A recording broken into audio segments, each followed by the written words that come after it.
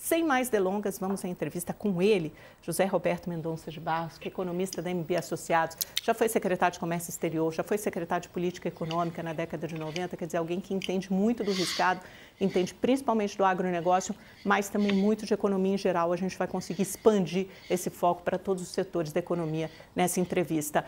Mendonça, muito obrigada pela sua participação no Mercado Aberto. Quero começar te perguntando sobre esses dois telefonemas. Um que não aconteceu entre Haddad e Scott Bessent, onde isso deixa o Brasil, se isso é sinal de preocupação, e outro que aconteceu em seguida, do Lula com Xi Jinping aí, e uma declaração bastante enfática, acho que você assistiu à nossa abertura, da China em apoio ao Brasil, mas, claro, continua negociando com os Estados Unidos. Como o senhor vê essas duas ligações, a que não aconteceu e a que aconteceu?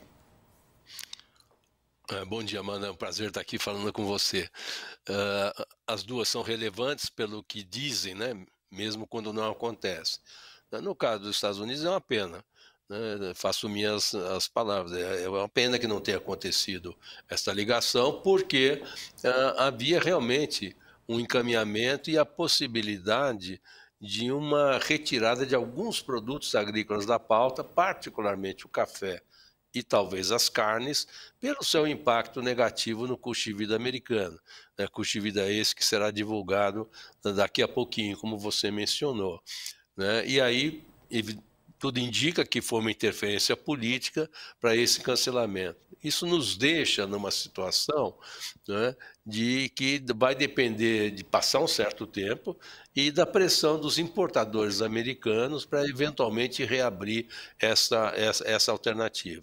Então, como é que a gente fica por hora? Não pode contar com ela. Então, nós temos a seguinte coisa, uma das coisas mais importantes. Do ponto de vista macroeconômico, o pacotaço vai ter pouco efeito no crescimento brasileiro.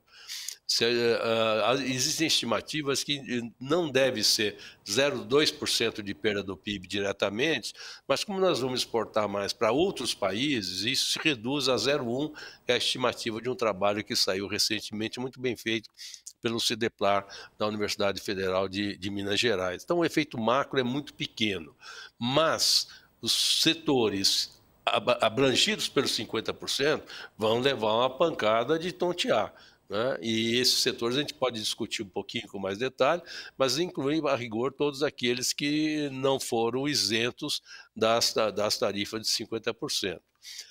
O telefonema com o Xi Jinping, por outro lado, ele confirma algo que você e todos nós esperávamos depois do tarifaço, né?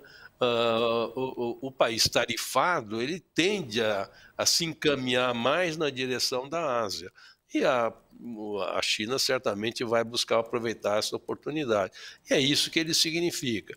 Então, o que nós temos no conjunto é muito ruim per se esse entupimento do canal com os Estados Unidos, uma redução das exportações nossas que vai se seguir para os Estados Unidos, exportações essas que vêm caindo ao longo do tempo, né? E vai aumentar o papel da Ásia, em particular o papel da China, com uma certa contraponto.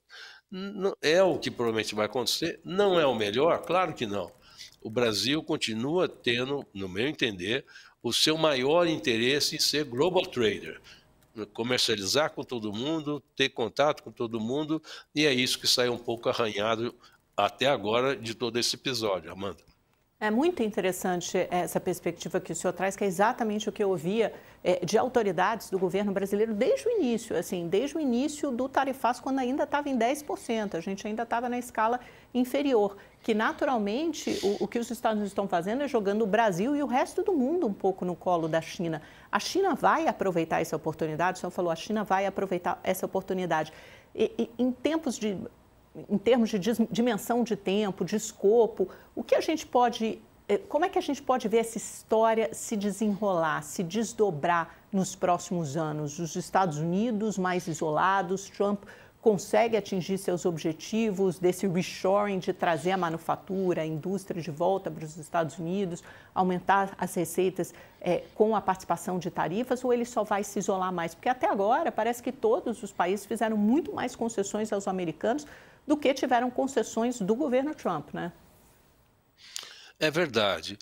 Eu acho para começar pelo fim, eu acho que a política econômica, do ponto de vista econômico, a política americana é totalmente insensata, tanto as tarifas quanto o aumento, absolutamente extraordinário do orçamento, do gasto público, que vai pressionar a dívida pública e os juros, eu entendo que jogam contra os Estados Unidos. Inclui nisso, Amanda, a briga com as universidades, de onde veio o saber, e uma das grandes vantagens dos americanos ao longo do tempo foi a qualidade da sua ciência.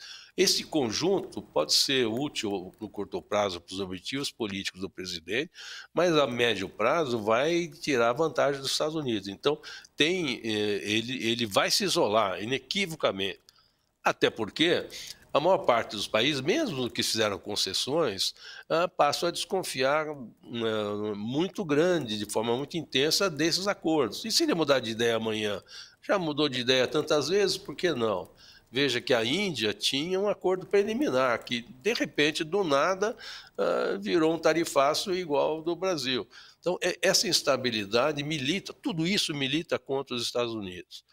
Por outro lado, né, a Ásia é a área do globo que continua crescendo mais. Então, o interesse brasileiro, no meu entender, não é só apenas aumentar o seu relacionamento com a China, que vai acontecer naturalmente, talvez empurrado por esse evento, mas já vinha acontecendo. O que nós precisamos é diversificar, e estamos indo nessa direção, em vender muito mais para a Ásia. Nós estamos abrindo mercados no Vietnã, nas Filipinas, e em todas as outras regiões, e isso é positivo. É pena que inclui e reduz os Estados Unidos. Mas eu acho que o resultado global continua sendo a incerteza, vai ser muito ruim para os americanos, para a economia americana como um todo, né? Mas a instabilidade vai continuar andando. E eu não tenho dúvida, o Trump não conseguirá levar de forma significativa a indústria de volta para os Estados Unidos. Eu só vou dar um exemplo para você, para não ficar muito longo. Indústria automotiva, que é o arqui-exemplo do que seria o reshoring, trazer a indústria de volta, etc, etc. A confusão com tarifa é tão grande que olha o que aconteceu. Os carros japoneses e os carros europeus, particularmente os alemães, vão entrar nos Estados Unidos, por conta do acordo, a 15%. A indústria americana tem investimentos pesadíssimos no México e no Canadá.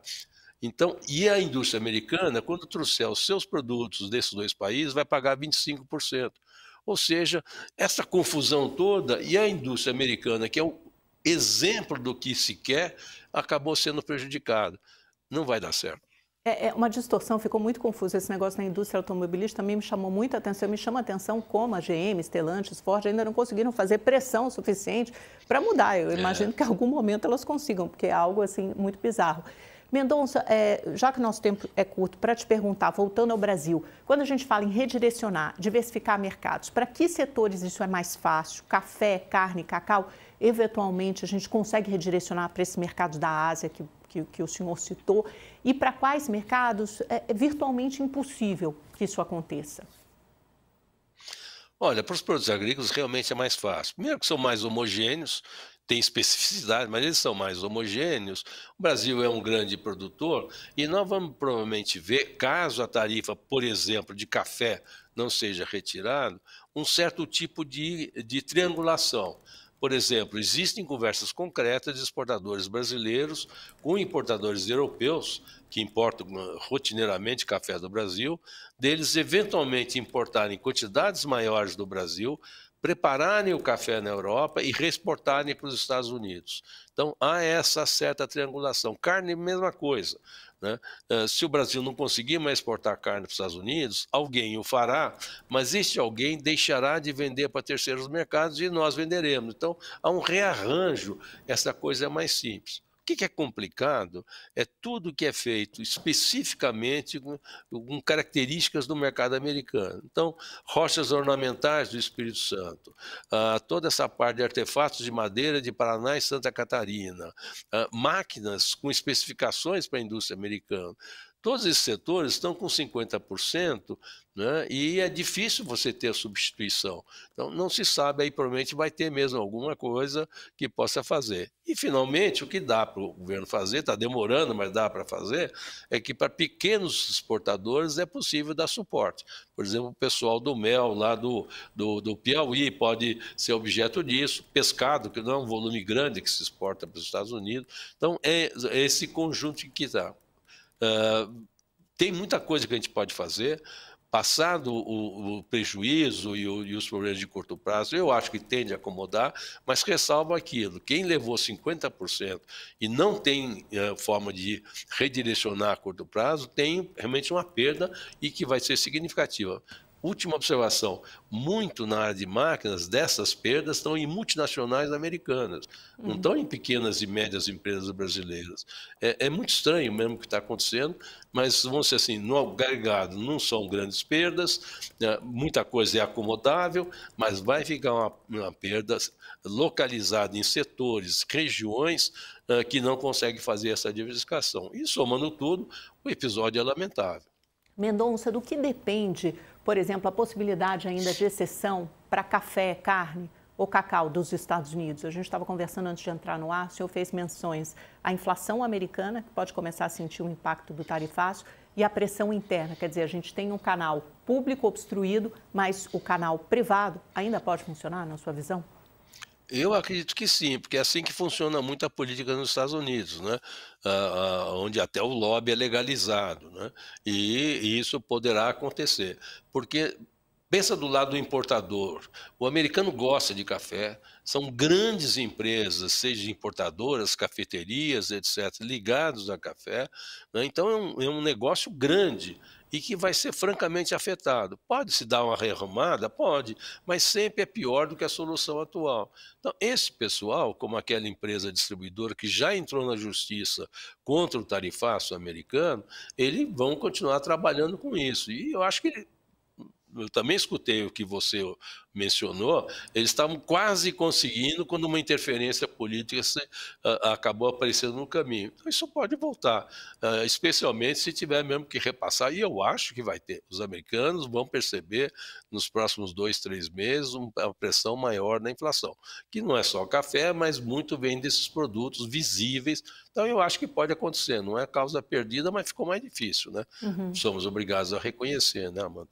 Vamos falar de inflação, então, o impacto que o tarifaço pode ter no Brasil na inflação dos alimentos. Daqui a pouco, às 9 da manhã, tem a divulgação do IPCA. A gente vê, tem visto nos últimos meses, né, que o preço dos alimentos, teve um mês até que teve uma pequena deflação, mas eles estão dando um certo alívio para a inflação, que está vindo agora de conta de luz, ou então de passagens aéreas, são esses itens que estão pesando sobre o IPCA.